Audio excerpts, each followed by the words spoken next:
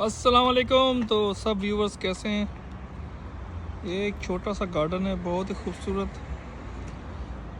हल्की हल्की धूप पड़ रही है और बहुत ही पॉजिटिव वाइब्स आ रही हैं यहाँ पर। मैं कुछ देर यहाँ बैठा हूँ। विंटर में थोड़ी थोड़ी हल्की हल्की धूप है, वो इसका एक अलग ही मज़ा है और ग्रीनरी का मज़ा लिया है।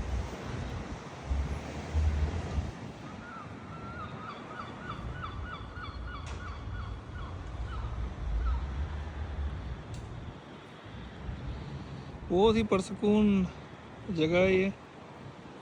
यहाँ मैं अक्सर आके बैठता हूँ और